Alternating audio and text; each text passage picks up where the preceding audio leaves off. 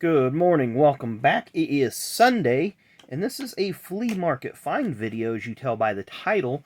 The wife and I yesterday went down to Indianapolis, or the Indiana State Fairgrounds, which is located in Indianapolis. They were having the annual the famous Indiana yard sale. Takes place in two different pavilions down at the fairgrounds, and these are huge pavilions. These are the same pavilions that the World of Wheels car show is held in annually as well.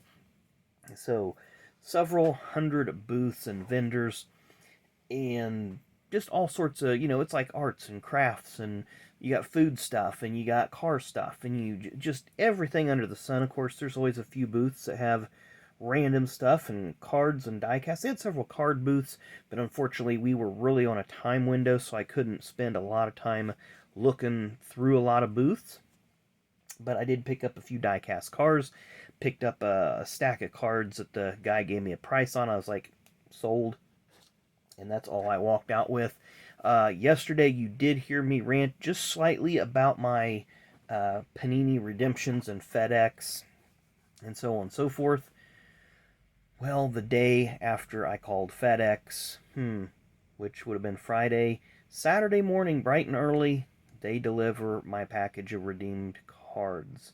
So, not sure if that's just coincidence or what have you, but we'll be getting to that video in a couple of days. And then I've got another video that we'll talk about when we get to, thanks to my friend Ken at work, who gave me a bunch of cards, so we'll be looking at some of those periodically over the next few weeks as well.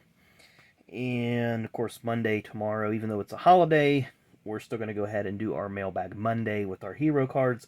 We're 2 minutes in, you haven't seen a thing, and this is strictly going to be NASCAR cards and die-cast. So we're going to start with this one, and I did leave the price tag on it because it's from the department store that it originally lived at. And I'm going to apologize in advance because one of the cats is in here, so you may see him or hear him, but he was standing at the door whining, so I figured just kind of having him maybe rummage through something in here would be a little less distracting than have him whining and carrying on at the door. So this first one is a 1996 Racing Champions. I left the original retail price tag on there because I kind of thought it was really cool, but there you see Chad Little, and this is going to be the Pontiac, the Busch Series Pontiac. But there you see the Hills department store tag. And got to keep an eye on this cat over here too, because he's fixing to get into something. Then from 1990, it's got to be 91. I'm sorry, 92. I've probably had this one before. I don't know if I've had this exact piece, but I've had something similar. But the Jeff Gordon Baby Ruth. And this will come off. This is just the back of the price tag that they had on it down there. But this is the Bill Davis owned, Jeff Gordon driven Baby Ruth Thunderbird. Scored a record, I believe, 11 poles that year. Had 3 wins. Finished 4th in the championship and got noticed by Ray Evernham. Then up next, and you'll notice there's going to be a lot of Jeff Gordon stuff here. And it was just by coincidence because that's what the booth had. A lot of good prices. So from 1995 Racing Champions, the Premier Edition. I always thought these were kind of cool. Usually you see these in the flea markets and the antique malls and whatever, and it looks like somebody ran it over with a car. There's the serial number, but our cat just jumped up on a stack of boxes, but I think he'll be safe. And then next, another one from 1994, Racing Champions. Actually, I think it's from 95 because it's talking about a 94 race. The Jeff Gordon Winner Brickyard Edition of Racing Champions. There's the serial number on that. And I don't know what this price tag was from. I did not pay that amount. So I don't know if that was one that somebody bought like at a different place. Obviously, you have the original UPC and then their UPC, which the numbers don't match up. So somebody is obviously doing that for their inventory purposes. And then this last thing, my wife actually seen this. And she's like, oh, that's really cool. And I would have never looked at it. I would have never really even noticed it. And she just happened to see the word card. But the Highland Mint Sports Collection. This is a Jeff Gordon. So somebody was a Jeff Gordon fan. This thing is very heavy. Feels like about a half of a brick. But it is the bronze.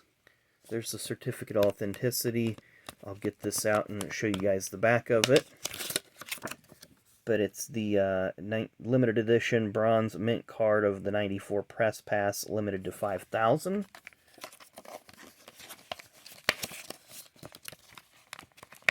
And I might have to do this off camera because I don't want to topple the camera over.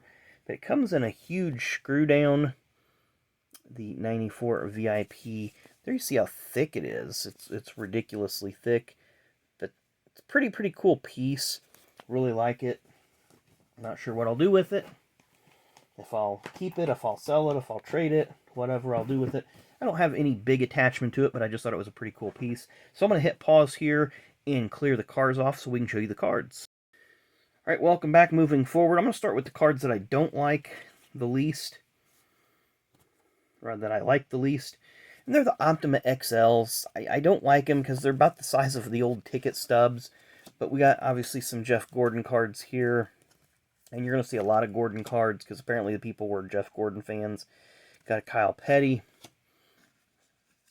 Jeff Gordon, and Jeff Gordon. So again, I'm just not a fan of the Optima XLs, just because they're oversized, they're hard to store, they're hard to keep in good condition. Matter of fact, I can't even find a place on the table to lay them down right now. There's one baseball card in this mix, a 1994 Topps All-Star, Mike Stanley and Mike Piazza. So I'm going to put it over here because Piazza's a Hall of Famer. I'm going to put him back here in my Hall of Famer stack. And speaking of Hall of Famers, with the NASCAR stuff, boom, right there, first class, Dale Earnhardt. We're going to kind of rapid fire through these, because you've seen probably, I know you've seen all these Gordon cards before, and I don't know why my camera's flipping out like that, but it needs to chill out. But you've probably seen all these Gordon cards before on the Danny and Gray videos that I've done in the past when we were doing some trades and such. There's Jeff Burton. These are 96 Upper Deck Row the Cup. It's a nice, fun set. We have some 94 Max. It's a nice, clean set as well. And they're just kind of all over the place. That's a 96 Road to the Cup. Got a 95 Action Pack Winston Cup Stars. Yeah, 94. I like 94... but that's also kind of when they started getting a little bit bland on their designs. Terry Labonte, two-time champ. Bobby Hamilton, former truck champ. So they started getting, I don't want to say lazy, but their designs just, some of them I feel like 95 especially, 95 and 96, those really fell flat. Then we have some Racer's Choice from 96, and you can see a little chipping down here on these corners. Black bordered cards are not fun, so if you ever start up a company, do not do dark borders. They don't work well. There's a nice Zenith, Pinnacle Zenith. Those were expensive back in the day. More 96 Racer's Choice. And then this is a base card from 95 Premier Plus. You see it's kind of acetate, but it was part of the base set. And they had it, there it is, number 56. And they had it in a screw-down holder with a $15 price tag. So it's no wonder why you had it in this stack. We had a Terry Labonte Day 1, Gordon Bush Clash. These are all base. That Day 1, of course, was a parallel. I like the 95 Premium set. I always thought it was pretty interesting, intriguing. Jeff Gordon Truck Series. He's the owner of one of the trucks that year with Rick Hendrick. We'll continue with a small second portion of the stack. 1993 Action Pack with Kenny Wallace, Bobby Labonte, Jeff Gordon, the Young Guns. Another Jeff Gordon. They had this one in a screw down as well. And again, it's just a base card. So I think what they did is they just looked at the shiny cards. There it is, Logan. Shiny. They just looked at the shiny cards and put them in the thickest top loaders and screw downs and whatnot. Got some Action Pack. Of course, these are the embossed raised cards that are rounded corners, so they're always kind of funky compared to our traditional cards. There's a 95. Like I said, that's just, to me, that's just a really lazy design. But that's just me. Got a 95 Tracks. And these are just kind of hodgepodge.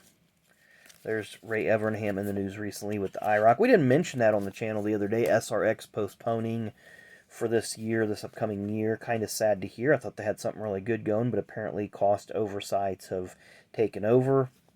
But ironic, in the same week that Ray Evernham kind of announces a rebrand, relaunch of the IROC series. So I don't know if there's anything to read into that at all, but we'll just have to wait and see. There you see the Smokin' Joe's carve Jimmy Spencer, Ted Musgrave, and I had a lot of Racer's Choice in this. I was really hoping we'd pull the Ward Burton card that has Jeb on the front when he was like 3 years old, but we didn't get that, unfortunately. Kyle Petty, 96. SP is a really nice clean set. I like that one. 95 Upper Deck. That's not too bad of a set. Design-wise, obviously, if you're looking to make money off of it, it definitely is not something that you go after. But here's another one. I just think it's a nice, clean design. Very well done by Upper Deck into their initial foray into the NASCAR world. Of course, the 95 SP. I mean, that set just looks dynamite to me. It's very, very nicely done. Speed Flicks, the lenticular cards, they don't do anything for me. Never cared much about them. Another Ray Evernham. I like the time-lapse photos that they do. I wish I could learn how to do that. Always looks kind of cool. And then there's Rainbow Warriors. Now the cards, some of these ones that are upcoming either came in some top loads and I just transferred them to nicer ones, or they weren't in top loads and I felt that they needed to be housed in such. So we have an insert of Kyle Petty Upper Deck Game Face. It's going to be from 96 Upper Deck, I believe. Yes, 96 Upper Deck. We have a Jeff Gordon High Gear Day 1. And I'm not going to flip these over. I just did that for some odd reason. This is a Crown Jewel promo. Got a couple of them there. I will flip this one over because it is number P1. Of course, we had some promo cards the other day on the channel. Very nice. Trax Challengers. We have the Trax Fan, Jeff Gordon. Wish they would have used the actual trademarked font, but they just used a generic one. I like this one, the Standout Drivers. You can kind of see the perforation around, and you can like fold it and it'll stand up, or it'll do something like that. Checkered Flags insert. Predictors, one of the first interactive ones. And I'll flip this one over so you can read the rules on the back, or try to anyway. Might have to do a zoom and scroll. But they talk about how to enter the contest. Got a High Gear Gold, but it is not day 1. I can't remember, this is 96 Racer's Choice, but I can't remember the level of parallel. It's not there it is. It's a Speedway Collection. Very nice. Then these are the Speedway. You hear Pepper over there meowing. These are the Speed Street 600s. Kind of a offshoot of the 96 Finish Line. Or 95, I'm sorry. It was a deal where they kind of bought Classic and bought... there was a big merger and buyouts and etc. etc. We got a Race Day Jeff Gordon from Press Pass. And then this one, I believe, was released in a 6-card set that had Dale Earnhardt, Ernie Irvan, Kyle Petty, Rusty Wallace, and Mark Martin, if I'm remembering correctly, by Press Pass. But yeah, it's 2 of 6. And I do have that set somewhere, each card top loaded individually. So anyway, that was my flea market finds video. Hope you guys enjoyed it. Had a lot of fun going down there. Like I say, this would have been a much longer video if we were very limited on time. Like, we had maybe 2.5 hours to go through. We seen every booth and every table, but we did not have a chance to really deep dive because it's a 2-day event, and the passes for 2 days are really, really cheap. And one of these days, I'm going to go down there and take time and go through a lot of the card booths and just, you know, come home with a lot more than what I did today, but I'm happy with what I got. So anyway, thanks again for watching. Like I say, tomorrow, even though it is a holiday tomorrow, we'll do our Mailbag Monday. So thanks again for watching, and we'll see you then.